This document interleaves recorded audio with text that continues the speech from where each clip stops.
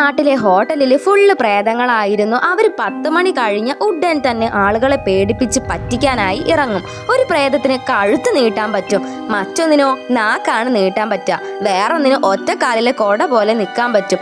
ആൾക്കാരെ പറ്റിച്ച് പേടിപ്പിച്ച് അവരെ ഹോട്ടൽ ഉടമയോട് പരാതി പറഞ്ഞു. മുതലാളി ദൂരെ നിന്നൊരു മന്ത്രവാദിയെ വിളിച്ചു കൊണ്ടുവന്ന് പ്രേതങ്ങളെ പറഞ്ഞ് കൺവിൻസ് ആക്കി. പ്രേതങ്ങൾക്ക് തിരിച്ച് നരകത്തിലേക്ക് പോവാൻ പറ്റില്ല, അതുകൊണ്ട് ഒരു എന്റർടൈൻമെന്റിന് വേണ്ടി ഹോട്ടലിൽ കൂടിയതാണ്. ആരെയും ഉപദ്രവിക്കാതെ ആ ഹോട്ടലിൽ ഏതെങ്കിലും ഒരു മുക്കിൽ ജീവിച്ചോളാം എന്ന് പ്രേതങ്ങൾ വാക്കുകൊടുത്തു. അതിനുശേഷം ആളുകൾ വരുമ്പോൾ അവർ അവിടെ നിന്ന് അപ്രത്യക്ഷമാവാറാണ്. വർഷങ്ങൾക്ക് ശേഷം മുതലാളിയുടെ മോള് ഈ ഹോട്ടലിൽ താമസിക്കാൻ വന്നപ്പോൾ പ്രേതങ്ങൾ എല്ലാവരും ആ കുട്ടിയുമായി വലിയ ചങ്ങാത്തം കൂടി. ഒടുക്കം കുട്ടിക്ക് അവരെ പിരിയാൻ പറ്റാതെ വന്നു. മുതലാളി പ്രേതങ്ങളോട് പറഞ്ഞു, ഇനി എന്റെ മോളെ കാണരുത്, ആദ്യമുണ്ടായിരുന്ന പോലെ തന്നെ നിന്നാ മതിയെന്ന്. അവര് ആ കുട്ടിയുടെ പുറകെ എപ്പോഴും ഉണ്ടാകും, പക്ഷെ കുട്ടിക്ക് അവരെ കാണാൻ പറ്റില്ല. അങ്ങനെ കുറെ വർഷങ്ങൾ കഴിഞ്ഞ് അവള് വലുതായപ്പോൾ ഒരാളുമായി പ്രേമത്തിലായി. ആദ്യം അവനുമായി ഭയങ്കര സ്നേഹത്തിലായിരുന്നു. പക്ഷെ കുറെ കഴിഞ്ഞ് അവൾ അവരുടെ ആ ഹോട്ടല് അവന്റെ പേരിൽ എഴുതി കൊടുത്തു. ഹോട്ടല് കൈക്കലാക്കിയ കാമുകന് അവളെ അവിടെ നിന്ന് പുറത്താക്കി ഉള്ളിലേക്ക് പോയി. കാലെടുത്ത് വെച്ചതും അവിടെയുള്ള ലൈറ്റ് എല്ലാം ഓഫായി. ആ പ്രേതങ്ങൾ അയാളെ പേടിപ്പിച്ചു ഓടിച്ചു. എന്നിട്ട് മുതലാളിയുടെ കുട്ടിയുമായി ആ പ്രേതങ്ങൾ അവിടെ സന്തോഷമായി താമസിച്ചു.